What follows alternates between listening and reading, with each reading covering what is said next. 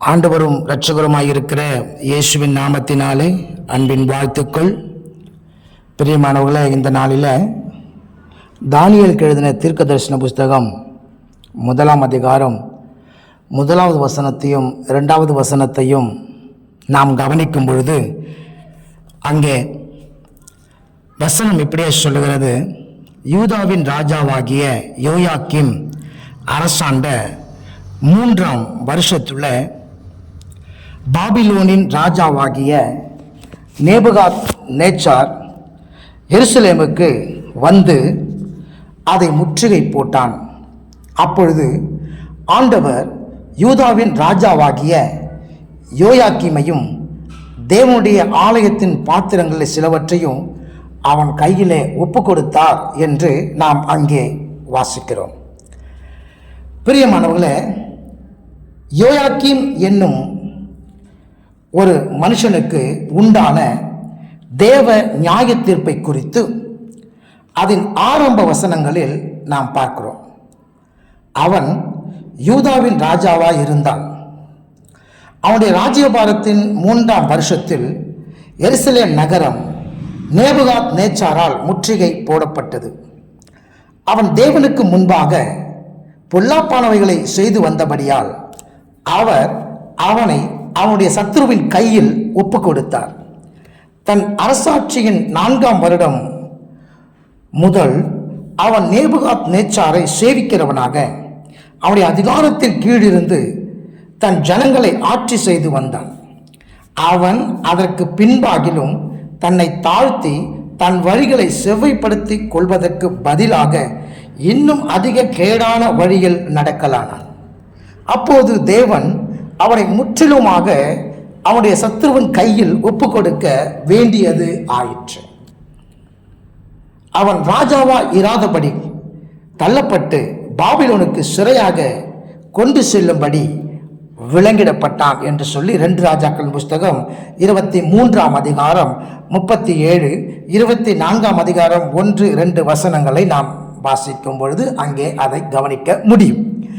யூதாவின் ராஜாவாய் இருந்த அவனை ஆண்டவர் இந்த அளவுக்கு புறஜாதியாகிய ஒரு ராஜாவின் கையிலே ஒப்பு கொடுக்க காரணம் என்ன? அந்த காரணத்தை நாம் எரேமியா தீர்க்க தரிசனத்தில் நாம் அதை கவனிக்க முடியும். எரேமியா தீர்க்க தரிசன புஸ்தகம் 36ஆம் அதிகாரம் 22 முதல் 25 வசனங்களை நாம் பார்க்கும் பொழுது அங்கே கர்த்தருடைய வசனம் எழுதப்பட்டிருந்த ஒரு புஸ்தக சுருள் அவனுக்கு முன்பாக வாசிக்கப்பட்ட போது அவன் அதை பறித்து ஒரு சூரி கத்தியினால் அதை அறுத்து சுருள் அனைத்தையும் அக்கினியிலே வெந்து போகும்படி அதை தனக்கு முன்பாக மூடப்பட்டிருந்த அந்த கணப்பிலே போட்டு விட்டான் என்று சொல்லி அங்கே கவனிக்க முடியும். இது நிமித்தமாக தேவனிடமிருந்து கடும் நியாய தீர்ப்பு அவனுக்கு உண்டானது. ஆகையால் யூதாவின் ராஜாவாகிய யோயாக்கீமை குறித்து தாவீதின் சிங்காசனத்தின் மேல் உட்காரும்படி அவன் வம்சத்தில் ஒருவனும் இரான். அவனுடைய பிரேதமோ வென்றால் பகலில் உஷ்ணத்துக்கும் இரவின் குளிருக்கும் எரிந்து விடப்பட்டு கிடக்கும் என்று எரேமியா 36, 29, 30 வசனங்களிலே நாம் கவனிக்க முடியும். அதாவது கர்த்தருடைய வசனத்தை அவமதித்து வேதாகமத்தை எரித்து போட்ட மனிதனுக்கு வந்த தேவ நியாய தீர்ப்பை இங்கே நாம் பார்க்க முடியும். எரேமியா தீர்க்கதரிசியின் புஸ்தகத்தில் அவனுடைய முடிவை குறித்து முன்னறிவிக்கப்பட்டுள்ளது. ஆகையால் கர்த்தர் யோயாக்கீம் என்கிற அந்த யூதாவின் ராஜாவை குறித்து, ஐயோ என் சகோதரனே, ஐயோ சகோதரியே என்று அவனுக்காக புலம்புவதில்லை. ஐயோ ஆண்டவனே, ஐயோ அவருடைய மகத்துவமே என்று அவனுக்காக புலம்புவதும் இல்லை. ஒரு கழுதை புதைக்கப்படுகிற வண்ணமாய் அவன் எருசலேமின் வாசல்களுக்கு வெளியே இழுத்தெறிந்து புதைக்கப்படுவான் என்று சொல்லுகிறார். எரேமியா 22ஆம் அதிகாரம் 18, 19 வசனங்களை வாசிக்கும் பொழுது அங்கே தெரியும். கர்த்தருடைய வசனத்தை மதியாமற் போனது நிமித்தம் அவனுடைய முடிவு பரிதாபகரமாயும் தோல்வியுமாய் இருந்தது. யூதாவின் ராஜாக்களில் தன் மரணத்துக்கு பின் அடக்கம் பண்ணப்பட்டதாக வேதாகமத்தில் குறிப்பிடப்படாத ஒரே நபர் யோயாக்கீம் தான். அவனை பற்றி சொன்ன இந்த வார்த்தைகள் அப்படியே நிறைவேறினது. எருசலேமின் வாசல்களுக்கு வெளியே இழுத்திருந்து புதைக்கப்படுதல் என்ன ஒரு சமாதானமற்ற முடிவை அது வெளிப்படுத்துகிறது. வேதத்தை அசட்டை பண்ணுகிற ஜீவியம் முடிவு சமாதானமற்றவர்களாய் இருப்பதில் வியப்பு ஒன்றும் இல்லை.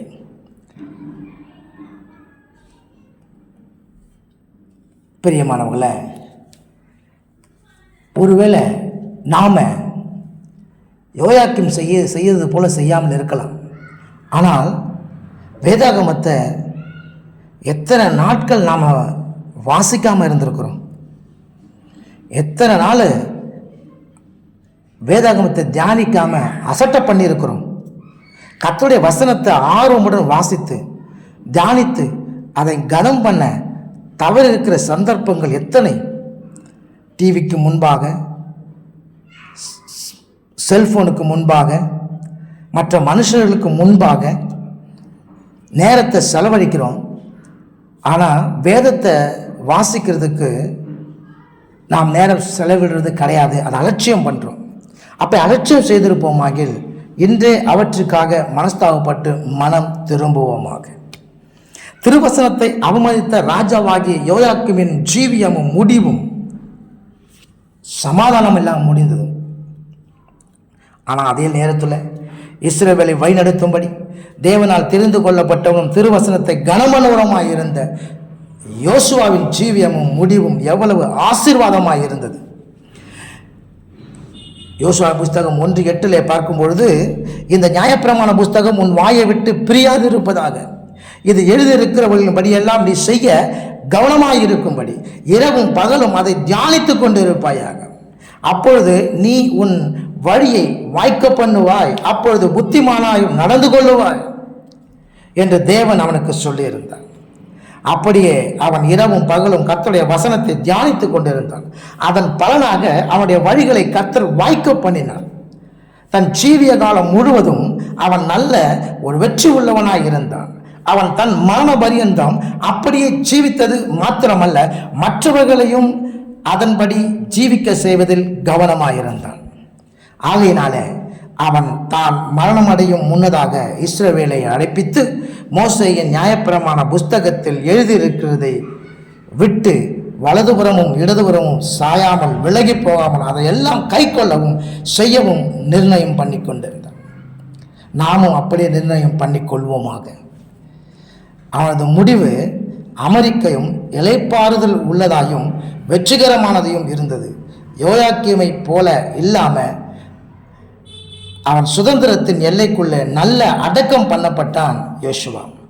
பிரியமானவர்களே, நீதிமொழிகள் 13ஆம் அதிகாரம் 13ஆம் வசனத்தில் கவனிக்கும் பொழுது, திருவசனத்தை அவமதிக்கிறவன் நாசம் அடைவான், கற்பனைக்கு பயப்படுகிறவனோ பலனடைவான் என்று வசனம் கூறுகிறது, வேத வசனம். யோயாக்கீம் தன் மேல் வருவித்து கொண்ட நியாய தீர்ப்பு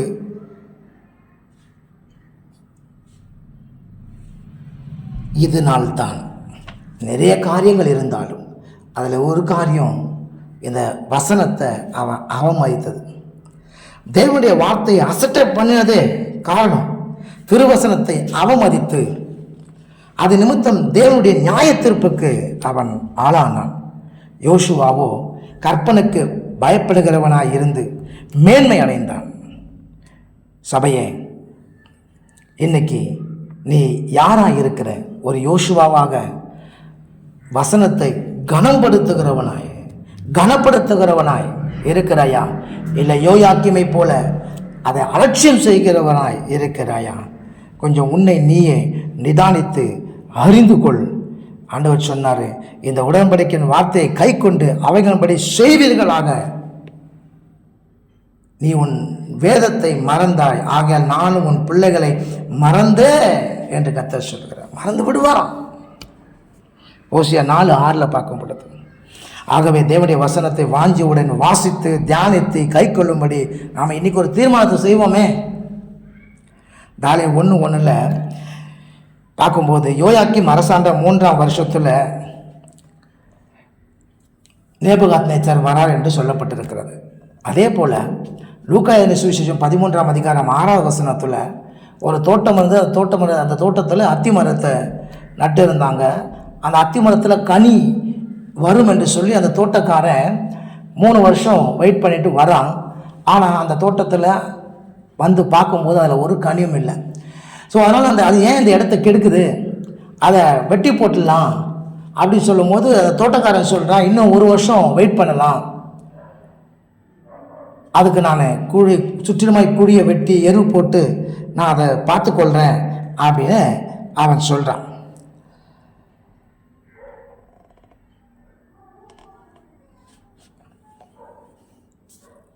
அதே போல தான் நாம் தேவனுக்கு கனி கொடுக்காம இருக்கும் பட்சத்தில் நம்மையும் தேவன் அப்படி தான் செய்வார் என்பதை கொஞ்சம் நம்ம கவனத்தில் வைக்க வேண்டும்.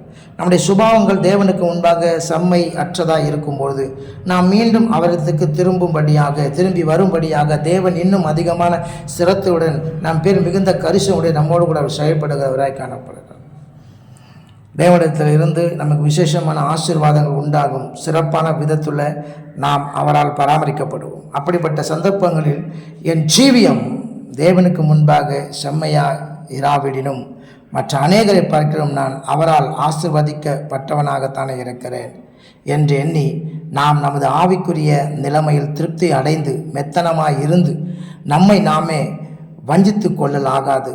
நாம் இன்னும் நம் இருதயத்தை கடினப்படுத்தும்படியாக அல்ல, மனம் திரும்பும்படியாகவே தேவன் நம்மேல் மிகுந்த இரக்கமும் கரிசையும் அன்பும் பாராட்டுகிறார். கனி கொடாதிருந்த அத்தி மரத்துக்கு 4ஆம் வருடம் தவணையாக கொடுக்கப்பட்டது. அவ்வாறே ராஜாவாகிய யோயாக்கீமுக்கும் 1 வருஷம் கூட்டி கொடுக்கப்பட்டது. அவனது ராஜ்ய பாரத்தின் 3ஆம் வருஷத்தில் நேபுகாத்நேச்சர் முதல் முறையாக அவனுடைய தேசத்தை முற்றுகைப்படும்படி வந்தான். ஆயினும் அவ்வேளையில் திடீரென நேபுகாத்நேச்சரின் தகப்பனார் மரணம் அடைந்தபடியினாலே அவன் யுத்தத்தை தன் சேனாதிபதிகளிடம் விட்டுவிட்டு துரிதமாக தன் தாயகம் திரும்ப வேண்டியதாயிற்று. யோயாக்கீமின் 4ஆம் வருடத்தில் நேபுகாத்நேச்சார் தன் தகப்பனின் ஸ்தானத்தில் பாபிலோன் பேரரசின் ராஜாவாக்கப்பட்டு மறுபடியும் யூதாவுக்கு விரோதமாக வந்தான். அப்பொழுது தேவன் யோயாக்கீமை அவனுடைய கையில் ஒப்பு கொடுத்தார். யூதா உட்பட எகிப்தினுடைய கீழ் இருந்த பல ராஜ்யங்கள் பாபிலோனுடைய வசமாயிற்று. அவருடைய ஆதிக்கத்தின் கீழ் கொண்டு வரப்பட்டது. கனி கொடாத அத்திமரம் கனி கொடுக்கும்படி மற்றொரு வருடம் அதற்கு கூட்டி கொடுக்கப்பட்டது போலவே யோயாக்கீமுக்கும் 3 வருடங்களுக்கு பின்னர் மனம் திரும்பும்படி மற்றொரு வருடம் தவணையாக கொடுக்கப்பட்டது. தனக்கு தவணையாக கிடைத்த நாட்களை குறித்து யோயாக்கீம் என்ன நினைத்தார் என்று நாம் அறியோம். அவனுடைய ராஜ்யபாரத்தின் 3ஆம் வருடத்தில் அவனுடைய தேசம் முற்றுகை போடப்பட்டு அதன் பின்னர் 1 வருடம் அவனுக்கு தவணையாக கூட்டி கொடுக்கப்பட்ட போதிலும் அந்நாட்களிலும் அவன் தான் செய்த அக்கிரமங்களை குறித்து மனஸ்தாபப்பட்டதாகவோ தேவனுக்கேற்ற நற்கிரைகளை கொடுத்ததாகவோ நாம் வாசிப்பதில்லை. முடிவாக அவன் தன் சத்துருக்களின் கையில் ஒப்பு கொடுக்கப்பட்டான். அருமையான தேவ சபையே, உன்னுடைய வாழ்க்கையிலும் இந்த வருடம் உனக்கு தவணையாக கூட்டி கொடுக்கப்பட்டிருக்கக்கூடும். இந்த மாதம் உனக்கு எக்ஸ்ட்ராவா கிருபையாக கூட்டி கொடுக்கப்பட்டிருக்கலாம். இந்த வருடத்துல அல்லது இந்த மாதத்துல தேவன் உன்னை மிகவும் சிறப்பான விதத்தில் நேசித்து பராமரித்திருக்கக்கூடும். சிறப்பான விதத்தில் அவர் உன்னோடு கூட